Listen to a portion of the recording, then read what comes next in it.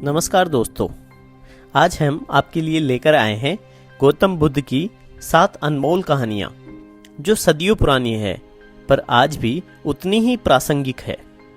ये कहानियाँ सिर्फ कहानियाँ नहीं है, ये जीवन के वे सबक है जो हमें सिखाते हैं कि सत्य की ताकत क्या होती है, मेहनत का मोल क्या होता है और प्रेम की शक्ति के आगे बड़े से बड़ा अहंकार भी झुक जाता है। तो दोस्तों, वीडियो को अंत तक जरूर देखें क्योंकि हर कहानी में छुपा है एक ऐसा संदेश जो शायद आपकी जिंदगी बदल दे। चलिए शुरू करते हैं। एक बार भगवान बुद्ध अपने शिष्यों को सत्य की शक्ति समझा रहे थे। उन्होंने एक कहानी सुनाई। किसी नगर में एक जुलाहा रहता था। वह बेहद उम्दा कंबल बनाता था। एक दिन उसने साहूकार को 2 कंबल दिए। साहूकार ने वादा किया कि 2 दिन बाद में दाम दे देगा। साहूकार दिखावे का आदमी था। माथे पर तिलक, मुंह पर धर्म की बातें, लेकिन भीतर से पूरी तरह खोखला। उसका रोजगार चलता था छल और कपट से। 2 दिन बाद जुलाहा पैसे लेने आया। साहूकार बोला, मेरे घर में आग लग गई थी, दोनों कंबल जलकर राख हो गए, अब मैं दाम क्यों दूं? जुलाहा शांत रहा। उसने अपने कंधे पर रखा कंबल उतारा और साहूकार के सामने रख दिया। बोला, तो इसमें भी आग लगाकर देखो। साहूकार ने बहाना बनाया, कंबलों के पास मिट्टी का तेल रखा था, इसीलिए जल गए। जुलाहे ने कहा, तो इसे भी तेल में भिगोकर जलाओ। तब तक भीड़ इकट्ठी हो चुकी थी। सबके सामने कंबल को तेल में भिगोया गया और आग लगाई गई। तेल जल गया पर कंबल ज्यों का त्यों खड़ा रहा। जुलाहे ने कहा, याद रखो, सच को आंच नहीं है। मेरा कंबल कभी भी तेल से भी नहीं जल सकता। साहूकार ने लज्जा से सिर झुका लिया और पैसे चुका दिए। दोस्तों, इससे हमें सीखने को मिलता है कि जिसके साथ सत्य होता है उसे किसी का डर नहीं। सच का साथ खुद भगवान देते हैं। एक बार भगवान बुद्ध भ्रमण करते हुए एक गांव पहुंचे। उनका नाम सुनते ही एक धनी सेठ दौड़ा चला आया। वो साथ में लाया था तरह तरह के स्वादिष्ट व्यंजनों से भरी हुई थाल। बुद्ध ने थाल की ओर देखा और खाने से मना कर दिया। तभी वहां एक लोहार आया। हाथ में थी बस जौ की 2 मोटी मोटी रूखी रोटियां। बुद्ध ने वो रोटियां ले ली और बड़े प्रेम और आनंद से खाने लगे। सेठ से यह देखा नहीं गया। वह बोला, महाराज, यह कहाँ का न्याय है? मैं पहले आया, इतना बढ़िया भोजन लाया, आपने मना ही कर दिया, और इस लोहार की रूखी रोटियां प्रेम से खा रहे हैं। बुद्ध ने शांति से कहा, इस लोहार की कमाई उसके पसीने की है, यह पवित्र कमाई है, पर तेरी कमाई तेरे पसीने की नहीं है, उसे पवित्र नहीं कहा जा सकता। सेठ बोला, नहीं जी, ऐसा तो नहीं है। बुद्ध ने कहा, तो खुद देख लो। उन्होंने लोहार की रोटी और सेठ के मालपुए दोनों को एक साथ निचोड़ा और चमत्कार हो गया। रोटी से दूध की धार निकली और मालपुए से खून की धार। सेठ को काटो तो खून नहीं। वह लज्जित होकर थाल उठाए चुपचाप चला गया। दोस्तों, हमें इससे सीखने को मिलता है कि मेहनत की सूखी रोटी भी हराम के 100 पकवानों से बेहतर होती है। एक बार बुद्ध के शिष्यों में बहस छिड़ गई, त्याग बड़ा है या लोभ। बहुत देर तक कोई निर्णय नहीं हो सका। सब मिलकर भगवान बुद्ध के पास पहुंचे। बुद्ध ने उन्हें एक कहानी सुनाई। किसी नगर में एक बेहद अमीर सेठ रहता था। तिजोरियां मोहरों से भरी रहती थी, फिर भी मन नहीं भरता था। जितना धन बढ़ता, लालसा उतनी ही बढ़ती जाती। वह इतना कंजूस था कि किसी को एक कौड़ी भी नहीं देता था। द्वार पर कोई हाथ फैलाता तो उसे दुत्कार देता था। एक दिन एक साधु उसके द्वार पर आया। न जाने क्यों सेठ के मन में एक अजीब सी लहर उठी और उसने 1 पैसा साधु की झोली में डाल दिया। साधु चला गया। शाम को सेठ हैरान हो गया। उसे एक मोहर मिली थी। 1 पैसे के बदले पूरी 1 मोहर मिली। वह खुशी से उछल पड़ा, पर फिर मन में आवाज उठी, अरे मूर्ख, तूने पैसा क्यों दिया? अगर 1 मोहर दी होती तो न जाने कितना ज्यादा मिल जाता। सेठ ने खुद को धिक्कारा। वह रात भर बेचैन रहा। अगले दिन साधु फिर आया। सेठ ने झट से तिजोरी से 1 मोहर निकाली और साधु की झोली में डाल दी। फिर शाम का इंतजार। शाम बीती, रात बीती, सवेरा हो गया, लेकिन कुछ नहीं मिला। जो मुहर हाथ में थी वह भी चली गई।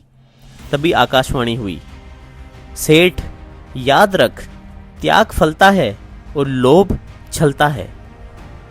हमें सीखने को मिलता है कि सच्चा दान वही है जो बिना स्वार्थ के दिया जाए।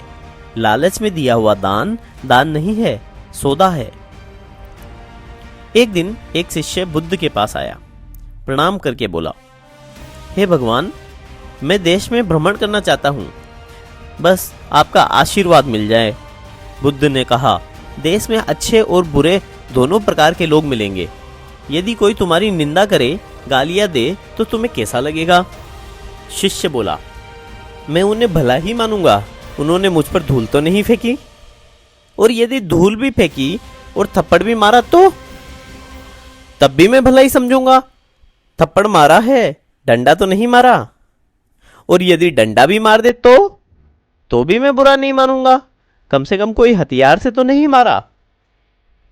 देश में तो डाकू भी हो सकते हैं जो हथियार उठा के तुम्हें मारे, तो भी मैं उन्हें दयालु ही मानूंगा, क्योंकि उन्होंने मुझे जीवित तो छोड़ दिया।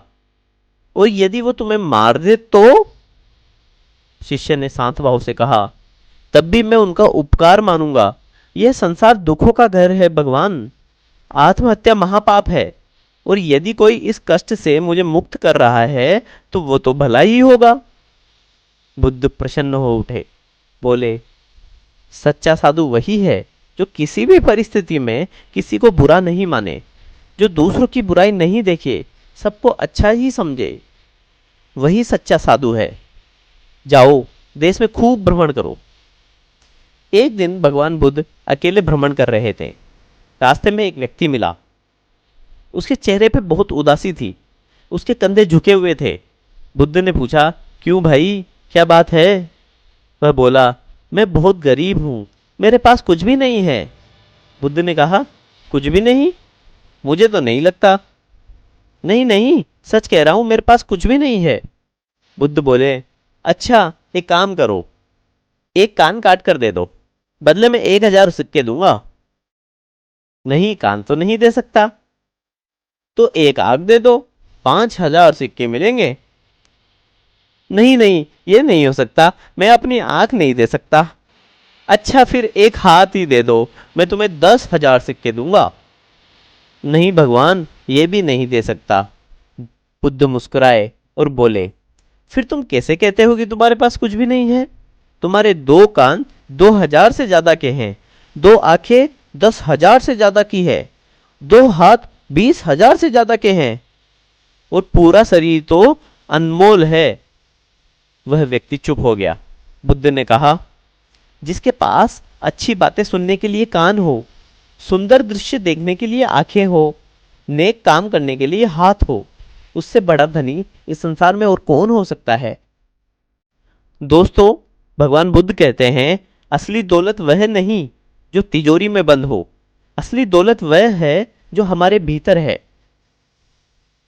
कौशल देश में एक बेहद खूंखार डाकू रहता था, अंगुलीमाल। जो भी उसके हाथ लगता वह उसको मारकर उसकी उंगली काट लेता था और माला में पिरो लेता था। यही उसकी पहचान थी, यही उसका नाम था। राजा प्रसन्नजीत उसके आतंक से बहुत परेशान था। पूरी सेना तैनात की और अस्त्र शस्त्र का भरपूर उपयोग किया, परंतु अंगुलीमाल हाथ नहीं आया। एक दिन राजा 500 सैनिकों के साथ उसकी तलाश में निकला हुआ था। तभी उसे पता चला कि भगवान बुद्ध वहां विहार कर रहे हैं। वह उनके पास गया। चेहरे पे चिंता की गहरी लकीरें थी। बुद्ध ने पूछा, इतने परेशान क्यों हो राजन? राजा बोले, प्रभु, मेरे राज्य में अंगुलीमाल ने तबाही मचा रखी है, दिन रात उसे पकड़ने की कोशिश में रहता हूं। बुद्ध मुस्कुराए, वह तुम्हारी पकड़ में नहीं आया। अच्छा बताओ, यदि वह धर्मात्मा बनकर सामने आए तो क्या करोगे? राजा बोला, मैं उसका स्वागत करूंगा, मैं उसकी सेवा और उसकी रक्षा करूंगा। तब बुद्ध ने पास में बैठे एक व्यक्ति की बाह पकड़कर राजा के सामने कर दिया। यह रहा अंगुलीमाल। राजा का चेहरा सफेद पड़ गया, वह थरथर कांपने लगा। बुद्ध बोले, राजन, अब डरने की जरूरत नहीं है। भगवान बुद्ध के प्रेम और करुणा के सामने वह खूंखार डाकू नतमस्तक हो चुका था। उसे नया जन्म मिल गया था। अपनी क्रूर आदतें छोड़कर वह भिक्षु बन गया था। राजा की आंखें खुल गई। वह सोचता आया था कि सैन्य बल से बड़ी कोई शक्ति नहीं होती, लेकिन आज उसे समझ में आया कि प्रेम का सामना इस दुनिया में कोई ताकत नहीं कर सकती। उसने अंगुलीमाल का आदर से अभिवादन किया और कहा, मैं तुम्हारे भोजन, वस्त्र और आवास की व्यवस्था कर दूंगा। अंगुलीमाल ने विनम्रता से कहा, राजन चिंता न करे, मुझे सब कुछ मिल गया है। राजा की आंखें डबडबा आई। वह श्रद्धा से नतमस्तक होकर वहां से चला गया। भगवान बुद्ध कहते हैं, तलवार से दुश्मन को हराया जा सकता है, परंतु प्रेम से इंसान को जीता जा सकता है। भगवान बुद्ध कहते हैं, क्रोध मनुष्य का सबसे बड़ा शत्रु है। इसी बात को समझाने के लिए उन्होंने एक दिन शिष्यों को एक मजेदार कहानी सुनाई। एक पंडित जी क्रोध न करने पे प्रवचन दे रहे थे। गरज गरज कर कह रहे थे, क्रोध आदमी का सबसे बड़ा दुश्मन है। क्रोध से बुद्धि नष्ट हो जाती है। बुद्धि गई तो आदमी पशु बन जाता है। क्रोध चांडाल है, उससे सदा बचकर रहो। लोग बड़ी श्रद्धा से सुन रहे थे। भीड़ में एक कोने में एक मेहतर भी बैठा हुआ था, जिसे पंडित जी अक्सर सड़क पर झाड़ू लगाते देखते थे। प्रवचन खत्म हुआ। लोगों की भक्ति से फूले हुए पंडित जी भीड़ से आगे बढ़ने लगे। तभी पीछे से भीड़ का रेला आया। पंडित जी गिरते गिरते बचे और इस धक्के में वे मेहतर से छू गए। बस पारा चढ़ गया। दुष्ट, तू यहां कहां से आ मरा? मैं भोजन करने जा रहा था, तूने छूकर मुझे अपवित्र कर दिया। अब नहाना पड़ेगा। जी भरकर गालियां दी। दरअसल उन्हें बड़ी जोर से भूख लगी थी और जल्द ही यजमान के घर पहुंचना था। पास ही गंगा थी। लाचार होकर पंडित जी तेजी से उस ओर लपके। तभी देखा मेहतर उनसे आगे आगे चले जा रहा है। पंडित जी ने कड़क कर पूछा, क्यों रे, कहाँ जा रहा है?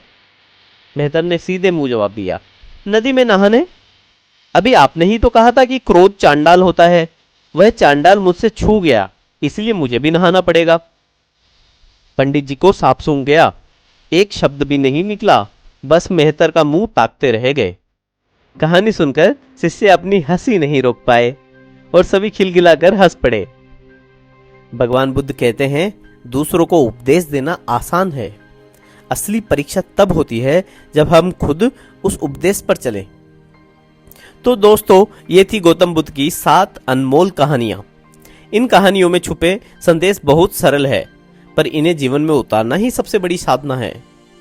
सत्य बोलो, मेहनत करो, लोभ से बचो, क्रोध को जीतो और प्रेम से दुनिया को जीतो। अगर यह वीडियो आपको अच्छी लगी हो तो लाइक जरूर करें, चैनल को सब्सक्राइब करें और इस वीडियो को अपने दोस्तों और परिवार के साथ शेयर करें, ताकि ये अनमोल सीखें और भी लोगों तक पहुंच सके। हम मिलते हैं अगले वीडियो में, तब तक के लिए जय हिंद, जय भारत।